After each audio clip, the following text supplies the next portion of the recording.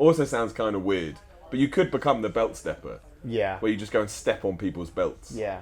I had to mention, otherwise, yeah. I'm only going to step on belts of promotions that actively avoid providing health care and benefits to their wrestlers. So you go in there, you're all like above board, then you go, yeah, step on your belt. Step on your belt. Yeah, that's right. There we go. I mean, you know, that was a really important thing, though. I guess a lot of people got upset about it. Simon from WhatCulture here, sat in a magical, lovely room on this lovely sofa with my man David Starr. What's up? How are you today, my friend? I'm pretty good. Yeah. I could go with the standard. I'm tired. yeah, which is what all wrestlers every- say. It's true, I'm tired. Good, tired. You know, that's it. But a lot of wrestlers are tired. Of course. That's why, because they don't sleep and they get up and they drive around and they have a match. Adrenaline's like this all the time. Yeah, pretty much. That is going to make you tired. It's kind of one of those things. If you're gonna be a pro wrestler, just get used to getting rid of your social life and get used to irregular sleep cycles. Yep. Because you're gonna be like, oh wow, this flight is at 8 a.m. That's not too bad. But then you realize you have to be there at 6, and then you realize you have to wake up at 4:30. You have to get there. There's no way to just transport yourself there magically. And then you're up at midnight, normal standard stuff, and then you're like, oh wow, I'm only gonna get like 4 hours of sleep today, and then I have to get up and then wrestle. However, with that said, it must mean you love it though, right? Because I don't think that's a schedule. Sure. But seriously, I think it's a schedule somebody could keep if they were doing something that didn't excite them, I guess, and they're not passionate about it. Yeah. You have to have it. Yeah. You know, like there's just love-hate you have. You know, Oh, right? wait, You're like, oh well, I'm waking up in pain so much. Damn this wrestling. but there's the reason why you're getting up. When you right? get there, of you're there. They pay you to get there, and the rest is free, Right. right? That classic. Yeah, pretty much. That classic. How long have you been going now? How long ago was your debut? February 18th, 2012. Right. So that's a big chunk of change. Yeah, And so a little over 7 years, 7.5 years almost, 7 years and 4 months. Yeah. And do you think I would say, like, if you enjoy it now more than you did then? Basically, how has it changed? How do you feel now about it as you did when you first? Because when you first start, you're nervous, you're learning your way. Sure. Whereas now, you are an established professional wrestler. I think, well, attitude has definitely changed. That's gotten beaten out of me a little bit. Yeah, literally. Yeah. I was a little bit of a prick when I started. Yeah. I think most people are, though, aren't they? So, yeah, that's changed, I guess, but my passion for it, my love for it has kind of remained the same. I think I probably watched more wrestling when I was first starting, though, than I do now. Now I tend to watch like the shows that I'm on, and then if I hear about something cool, I'll check that out. Or if someone recommends something to me, or someone sends me something for me to watch, then there's that. But my passion for it is pretty much, stayed. Yeah. I mean, I love it, obviously, and something I've wanted to do since I was 5 years old. So. And that's something that is cool not to forget, though, right? Because it's so easy to. Because like you said, there's crap in every job. You can't have, and you don't get good times. No matter, even, Hollywood movie star has bad days. But it must be pretty cool to be doing it for that amount of time. Have some, quite a lot of success now in your rearview mirror, and yet still wake up and think, all right, smashed it. Yeah, well, I think, like you said, it's important not to lose sight of being a fan, right? Because there's so many guys. You've probably talked to a bunch of wrestlers who they're so critical of every single thing they see in wrestling that they can't actually sit and enjoy it. And I try to just sit and enjoy it, and you think about the things that are important and things that aren't important, and you have to realize that at the end of the day, the fan reaction is probably the most important thing. Yeah. And there might be wrong ways of getting there, or different ways of getting there, I should say, but we still want to get to that end goal of everybody who paid a ticket gets their money's worth. Yeah. So I think holding on to that is the most important thing, and just being able to watch it from an entertainment standpoint is very important to keep that. Well, that kind of ties in, like an odd tangent, but I think one that makes sense. It's like the whole Joey Ryan argument, right? Which keeps going. When people pay to see Joey Ryan and he does his penis flips, you have, I would say the majority of the modern day audiences, that's what they paid to see, right? And they're excited to see it. If he didn't do that... You see that and they pop every time. Exactly, they do it, right? So that is a reaction, which you've just said is what it's about. But then you have, I call them the old guard, for lack of a better term, who think it's bad, that it exposes wrestling, that we're going in the wrong direction. I mean, just what's your take on that? Because I think Joey Ryan is great. I've said this many a time on these videos. But, if I want to take a step back and play devil's advocate, I can go, okay, I kind of understand where the people are coming from. I don't agree with it, right? But I can understand your point of view. So there's so many ways you can go with this, right? Because there's a reason why I think a lot of people reject wrestling. Yeah. Because they feel like they've been tricked the whole time. Because that's the way the business was brought up. Absolutely, was tricking your audience, right? So then the fact that we've had to trick them and tell them it's not, it's real, it's real, it's real. But meanwhile, you don't. What we seem to not understand, which I get why that was necessary at first, but what people seem to not understand now is that I know that the Avengers isn't real, but I still pay to go watch it, and I still enjoy it as well. Invest in it. If we're not trying to insult the intelligence of our audience, then they'll still get that. And then there's all these different ways of doing it. Some people would say Joey Ryan is insulting the intelligence of the audience, but there's also these different forms of pro wrestling, which makes it even better. Just so incredible. And the other thing that's so weird about veterans that speak down on Joey Ryan is what's one of the things you always hear. When they speak to wrestlers, they say, less is more, just get something, we just had to do one thing and that got that big reaction. Joey Ryan's doing stuff that he can have the same match till he's 50. Yeah. He can keep going forever. As long as people just keep grabbing his dick and he can flip them, people are going to react to it. Because that's why I like wrestling. I like the fact, because of what it is, you can have a guy that flips people with his dick. That's great. And that's okay, because you couldn't do that. I mean, there are a few other things. Yeah. Maybe pornography, I guess, but there are a few other things. Well, he's sponsored by YouPorn. Exactly, yeah. There are a few other things you could do that and get away with it. And yet, within this crazy magical world that we all live in, it's a perfectly viable thing, and that's okay. Yeah, there's times to have like really strict sporting matches, right? There's times to have really fun comedy matches. There's times to have hardcore matches. There's times to do all of that. And if you want to talk about taking the piss out of the sport, right? We hit the ropes. Yeah, how does that make any sense? Yeah. You would just stop. Yeah, you just wouldn't keep running. So there's so many little things you could talk about. How about somebody getting hit in the gut 3 times, running, getting stopped, and the guy acts as if he didn't get hit in the gut anymore? Yeah. Does that take away from the sport? No, you don't complain about that as much, even though that's probably more important to work on. Because everyone's probably been hit in the gut before. If you get hit in the gut with imagine getting hit in the gut by a professional fighter with free range, just boom. When you're not ready for it as well. Yeah. When you think you're gonna just be like, oh, I'm gonna just hold on to this.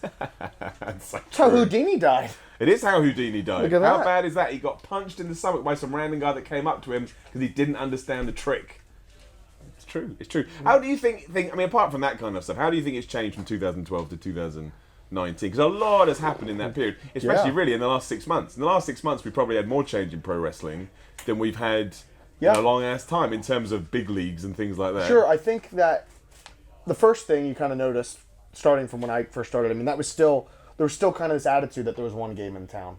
There was still kind of this attitude where the only place you could make money was WWE. And actually, where I started, the Wild Stone Training Center, the attitude was it's either WWE or TNA or you're irrelevant. Really? That was the thing that you heard even from wrestlers. Like, they didn't really understand it. There's a story I've told a bunch of times where people that worked at WXWC4, where I originally started under the Samoans, they talked about Adam Cole, and they talked about him because he was a TV champion for WXWC4. Then he moved on, obviously. At that time, he was Ring of Honor TV champion. But they acted as if they didn't know where he was. Like, oh, he just disappeared off the face of the earth. Because they didn't know the knowledge of other wrestling companies like that. That's outside incredible. of it just wasn't really that much of a thing. Hell, I didn't watch real indie wrestling until I was 6 months into wrestling. Yeah. So I only watched WCW, WWE, and like the old school stuff of like Flair and Dusty and like all those guys and like AWA stuff, and that's it. And so I think that the change has come just through there is more competition. There's more places for people to make money. Obviously WWE created its own alternative brand within itself. It did. Yeah. So there's been a lot of change to the business, and I think it's been for the better. Obviously, you see this boom happening right now. I think so. Yeah. So what's it like in 6 months in when you find out about indie wrestling? Because the problem I had when I first, problem's the wrong word. The shock to me was because there was so much money piled into productions with bigger companies. When you first see indie wrestling, you're like, I can't. It's so hard for me in my forming brain to try and accept this because I have to rewire everything that I've been taught growing up on this specific version of wrestling. So, kind of unfair for me because I first started watching, the first indie stuff I really started watching was CZW. Right. And at that time... I wanted to talk to you about that. Well, at that time, because I got it through my friend at the time, Shane Strickland, he had showed me a bunch of CZW stuff. And the production was done by Michael Pankos. Yes. Michael Pankos is unreal. He's excellent. So I saw kind of high quality production right out of the gate, and CZW is presented as this huge deal, and at the time it was still pretty cool. So like, so I saw that, and then I was a huge mark for CM Punk before I even started training. So I kind of saw his stuff at Ring of Honor, so I saw indie stuff there, and that's high level. That's pretty decent production. Good, yeah, you know what I mean? It looks equivalent to what you're used to. Yeah, but you didn't. But then when you look at, you're watching your own tapes from when you're wrestling in McAdoo, Pennsylvania, at the skating rink with you see posters of Mr. 3000 up on the wall, just like, what? Why is Bernie Mac watching her? Because why not? Yeah, why not? But so from a production level, it was, I guess, I didn't have that much of a drop off at first. And also I saw guys, I was watching promos from like Sami Callihan, who was taking it up pretty high. Like he was really working hard at his stuff. So that's good though. It makes it more accessible to get into stuff. You mentioned CCW. Obviously, I don't know, how long ago was it now when you were... When I first started training there was the end of 2012. I was the end of 2012. 2013 was when I first started wrestling at CCW. Right, yeah, because I think if someone had only maybe known you, maybe they found David Starr in January 2019, they can go into your back catalogue and go, oh man, this guy crazy. Well, okay, to be fair, when you're talking about like the deathmatch stuff. Yeah, of course, yeah. Okay. Well, I've only done one deathmatch at CZW, and it wasn't a CZW deathmatch. I didn't do glass. So there's a bunch of dudes that do way more than I did. And CZW also doesn't get the credit for the junior heavyweight division that they've had throughout their history. Yeah, that's true. I mean, some of the best junior heavyweights or best wrestlers on indie wrestling period came through CZW. I mean, look at the roster. I mean, Trent Acid, like a legend amongst legends. B-Boy, Jimmy Rave, Chris Hero, Claudio Castagnoli, Mike Quackenbush, so many guys. Ruckus. There's so many people that came through CZW that you don't really think about them because you think about all the deathmatch stuff. You think about Masada and Winger and John Zandig doing crazy you things. Think about to all each other, that stuff. Yeah. But you see, that was never. You never wanted to take the leap into full on deathmatch wrestling. I like them here and there. I mean, I like them because I've done a bunch. I've done a few. How many have I done? Maybe like 6 or 7 death matches. I like them when I do. How do you feel afterwards? Not afterwards, because adrenaline. How do you feel when your adrenaline wears off and you've got? I tell you what. Sometimes I feel more beat up during regular matches. Really? There's another legendary deathmatch guy who worked for CZW, Danny Havoc. Yeah, I know. He actually used to charge more for a regular wrestling match than he did a death match. Well, because he thought it was more. He liked doing death matches more, and 2, it was safer on his body because he would say he didn't have to take as many bumps. Even though they were bigger bumps with like more shards and stuff where he might get sliced up. He's like, yeah, I'll slice my body. He's like, I'll slice my skin up. I don't care. That's just surface. Like, what? That's brilliant. That's brilliant. I think whatever works for you, you should go on. But I know when I used to watch that stuff, I was like, it's incredible to watch. Like, it's captivating. I love deathmatch wrestling. But I do. It's also, I also think like putting myself in that position. I'm like, I don't know if I am there. You just kind of like don't realize it. Like the only time I've ever been like scared about a match was the first I did a no rope barbed wire match with Janela, which is online for free on YouTube, by the way. On Beyond Wrestling. Good pimp. That's good. You got this. American Rana 18. So that was the only time, just because I was nervous about. I don't know. I just didn't know what to expect from the barbed wire because I did one other barbed wire spot with Nick Gage when I wrestled him, and I didn't know what to expect. And actually, I didn't really want to do barbed wire, but Nicky kind of wanted to, and I was like, well, you're Nick Gage, man. Of course I'm gonna. Yeah, I'm into this. Like, I love Nick Gage. He's great. So, that was the only time I was ever nervous. And you kind of just like, you get out there and you're just. How does it feel to get chucked into barbed wire, whatever the right term would be? I've had worse. Really? But there's one time in the match where like I get thrown against the barbed wire and it gets stuck in like my back, and then Joey just comes up and. Because obviously we didn't plan. That's just something that happened. I get caught on it, and he just snapmares me and pulls me right off. And I was like, "Oh, that was rough. That was rough." And getting caught in it, like when you do something, you take a board and you're kind of like in the barbed wire. You're just like trying not to move. You just don't know. You're like, "Oh man." No. So what the hell is worse than barbed wire then? Did you have worse? Yeah, I've taken worse bumps and. Done worse stuff. Right. Okay. I mean, getting like I've taken the skewers a bunch, and those hurt quite a bit. Thumbtacks hurt. when I took a thumbtack bomb, it was like 5,000 thumbtacks, and I took this like 2 doctor bombs onto them. Because the funniest thing was we took the one, and in the back comment I'm like, yeah, but usually you get the one, and that gets the big reaction. So but you can't really pin off it. But you can't really pin off it because you want that reaction to kind of sit through, right? So I was like, I might as well just give me a second one. And thumbtacks, usually, if any wrestler's watching it, like thumbtacks aren't the worst bump to take because if they're spread out and stuff like that. It spreads the pain, yeah, but exactly. for whatever reason, this was not spread out. Just in one concentrated area, yeah. And I landed on it. It was just so painful. And I think you can see, like, there's a bunch of pictures of it because it's from the WXW match I had with Aaron Simmons. And I took the bump and I come up and there's like every single tack stuck in my back.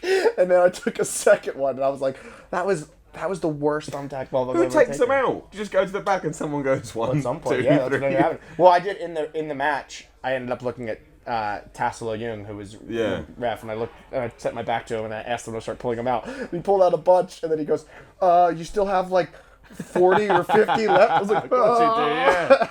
Oh, the worst ones are those when they get them in your elbow and your knees and your hands. Bone, and isn't stuff. it? Yeah, and your hands when those are rough when that happens. But I mean, if it's a story that pays off, it's cool, man. Yeah. I'm down for it. I'm down for whatever for the story that pays off. So this is kind of cool as well because you say, start training in 2012. You go on this journey. I'm sure you have hopes and dreams is a bit, melancholic and stuff, but you do. Then you start doing, we'll call them deathmatch stuff, or the stuff we talked about. But then you get to 2019, you're wearing the shirt, you're supporting it right now, and you take it on yourself to... What a good segue. Look at you. You're such a pro. I know, but it's true, right? I don't think when anybody starts training to be a pro wrestler, they think, oh yeah, and X amount of years down the line, I'm also going to try and absolutely change what wrestling is. I mean, how do you get there? I'll let you explain what the whole independent movement is first for people that don't know, but also, just from people that are watching this, I'm sure because of that, how do you go from David Starr 2012 to David Starr 2019? Hey man, I think we need to do something different. I don't know. I think this is like, I've always been interested in politics, right? And I'm pretty lefty. I think, to say the least. So, and I've always been, it's always been a way of kind of holding on to reality for me, is being like paying attention to politics and kind of speaking out on it. And then this has just kind of been a way where I can merge my interests, and we just want to do something. We being James Musselwhite and I, the co-founder of We the Independent. We just want to, like you said, change the way things are. Because there is this idea that wrestlers just accept what's ever given to them. And for so long, I mean, that's why you get to these corporate companies, these billion-dollar companies, multi-million-dollar companies, that their office workers get the benefits you'd expect from an office job.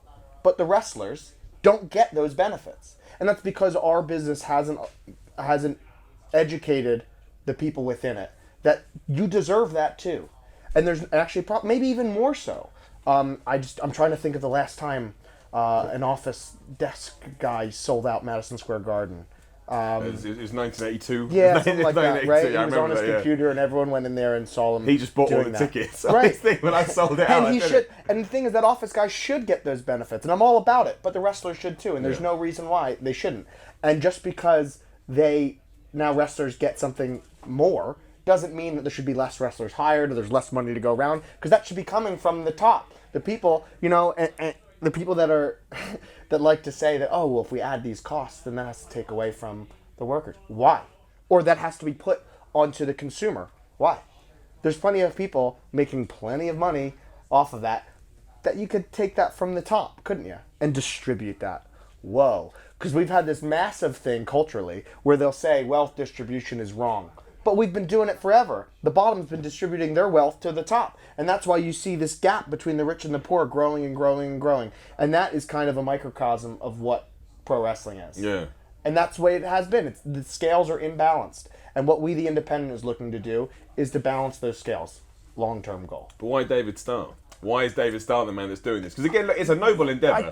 No one can argue that. But it's also a lot to take on. Why am I personally doing it? Yeah, There's no reason why it had to be me. But what motivates you though? I just wanted to do something. I want to leave my mark. I do want to leave my mark on the business, and I want to make life better for the next generation. And if this is the way I can do that, great. Sick? I don't know, man. It's something I need to do. I feel like it's I guess that's the thing. I just feel like it needs to be done. And there's so many things you could say like, oh, someone should do that. Oh yeah, someone should do that. Someone should do that. You, yeah. But why can't it be? Why can't we do it? Just so happened that James and I produced a really good promo that got a lot of attention and seemed to grab fans, and it grabbed a lot of people for Progress, for the Super Strong Style tournament. Yeah. And then we realized that we could really do something there. That there's a message that resonates with both workers and fans. There's something there because there's truth there. And that's really what the big thing is all about. And I think that there's been, as we talked about in the car, there's been, we rode together. We rode together, yeah, we did. Yeah, there you go. So, there's been attempts to do something similar to this before that have fallen. They haven't worked. They failed. And I think the big difference with why this is going to work, one, just because I have to be confident, I'm thinking positively. That's the only way to go into it, man. It's the only way. But I think the reason why this is different, the reason why this is going to work, is because we have public support. We have fans that are going to be vocal about it as well. It's not just wrestlers speaking behind the curtain. Yeah. It's not just that. This is a public campaign, a public movement. It's something that we are trying to educate everybody, wrestlers and fans alike, that we don't have it that great. There's this weird idea that we're always supposed to present this as a glorified life, and we're supposed to be these larger-than-life superstars, but we are human beings. And the fact is, we have it worse than other jobs. And we need to improve that. And that's what we're looking to do. I was going to mention that as well, just quickly, because you just mentioned there is this idea, this glorified idea of what being a wrestler is. And that's just not at the WWE level. That goes right down to when you're first starting. Sure. Because I know when you first get offered a booking, like, of course, of course I would come. So do you think it's going to be hard to change that mindset where it almost feels like you are doing the promotion a favour, as aside from, hey, would you like to come in and do a job? And how the hell do you even do that? Because it's a generational mindset. Sure. Like, I know every single wrestler sees it like that. I got booked. And they should feel that way. It's a privilege. It's great. That's what I mean. Yeah. But it's difficult to then say, but also make sure you start building it from this point of view right. too. So there has to be nuance to the issue, right? Because you have on one side, you have it that you should be happy to get booked, and you need to get booked, you need to get experience and all that, and there's nothing wrong with that. And there's also the side where there's also on the same side where you say you have the right to assess your own value. And it's your prerogative to decide if you want to do this for this amount or this amount, and you get to decide that. But we can drive a conversation amongst the workforce, amongst the wrestlers, that there are certain things that should be guaranteed. Yeah. And there's certain benefits that you should get when you go to a show, when you're booked somewhere. Absolutely. And there's also, is it going to be difficult was the question. Yes. We know it's going to be hard.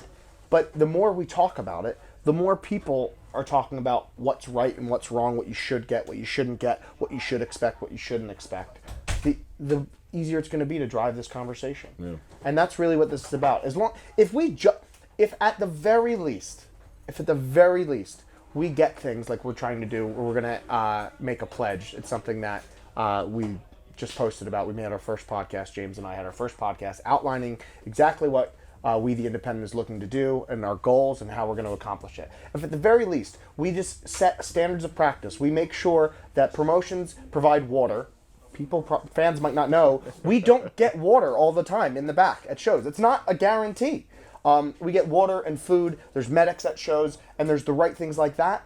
If we can get that at the very least, we'd be changing so much. Things have moved on. Things have moved on. If we can just take the little steps, which is what we're looking to do first, great. You know, if we just make some progress, then we get our foot in the door a little bit, and then we can kick it open a little bit more, and then eventually we can just boot that down. I think that's why it's important someone like you is doing it. Let's say Bobby, who just started training, is 6 months in. He's probably not going to have the courage to do it. And nor than anybody, right? Because you don't know how things work. If there's like a structure and a base and a foundation that everyone's used to, then it's all just accepted. They come work for a company with you. You say, Bobby, come in here, man. Sure. These are the rules of engagement. Yeah, this is what you're supposed to do, and this is how you go about it. You know, obviously it's not about being impolite or being hard to work with or anything like that. It's about what's fair. That's really the thing. We need to balance these scales because right now it is imbalanced. Yeah. It is a unilateral agreement that seems to be accepted between management and workers. And I think, based on the messages I've received, there's a bunch of management from independent companies that are very much on board with what we're talking about. And there's a bunch that are already doing it. I put this out there before we talked about it. I was at a show, DNA Wrestling, in Ipswich, and they provided a full spread in the back. There was water, there was coffee, there was tea, there was Monster energy drinks, there was sandwiches, there was chili con carne, there was vegan options, there was non-vegan options, there was vegetarian. Whatever, it was all there. And I asked, I was like, this is amazing. How much did this cost you? They said £50. Which is nothing. Nothing. Nothing. Cost £50 to do that. That's minimum effort. And there's no reason why anybody else can't do that. And if we can get that change out there, great. And that's why we're going to make the pledge to make sure that promotions sign it and they can say, hey, we're going to do this. So fans can know, so wrestlers can know who's going to treat the wrestlers the right way. And then the names that are absent from the list, you'll notice that they're absent. You can make your own mind up. Yep. Simple as that. Right, to draw a line under it, 2012, 2019, quite the journey. Classic question. 2029, where is David Starr? What's he doing? Oh, man. Who's he pissing off? Who am I pissing off? That seems to be the question. I don't know. Hopefully I'm pissing off more and more people that are really important. Are you going to step on any belts? Sorry, I had to. If I don't mention it, I get it in the comments. I'm going to step on all the belts. All the belts. Every single belt you have, I'm going to step on. You can become the belt stepper. That's not a thing. Habitual belt stepper. That's never been done. Oh, and then I could pull a Dave Chappelle line and just feel great. Habitual belt stepper. You can do it. The belt stepper sounds kind of good. Also sounds kind of weird. But you could become the belt stepper. Yeah. Where you just go and step on people's belts. Yeah. I had to mention, otherwise, yeah. I'm only going to step on belts of promotions that actively avoid providing health care and benefits to their wrestlers. So you go in there, you're all like above board, then you go, yeah, step on your belt. Step on your belt. Yeah, that's right. There we go. I mean, that was a really important thing, though. I guess a lot of people got upset about it. They did get upset about it. Right. I won't ask you anymore because I know that's going into murky waters, but if I didn't say anything, I know how the internet works. So I did my duty. There you go. I did my job. Well, David Starr. you know it more than I do. Thanks very much, man. Thank you, Simon. Where can people find out more about this? Find out more about this. You go to WeTheIndependent.com. You can follow us on Twitter and Instagram at WeTheIndie, I-E, not Y, because we're indie, not indie. Facebook.com/WeTheIndependent. Follow me, the product DS. Follow James at Y2Jimbop.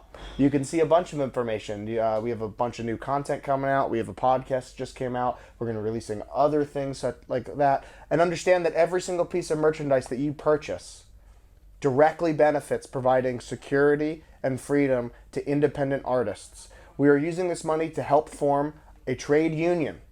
That's exactly what this is going towards. We the Independent is going to be sponsoring independent artists to be a part of Equity, which is an entertainment trade union, to help provide more power from a legal standpoint to the labor force, to the independent artist field. So understand your money is going to a good place. And this is what we're trying to do. We're trying to empower your favorite entertainers, your favorite artists. And that's what we're looking to do. David Starr, changing wrestling in 2019. You know what else to do. Like the video, share the video. You could comment below, subscribe to WhatCulture Wrestling, go watch some other videos. We will see you soon.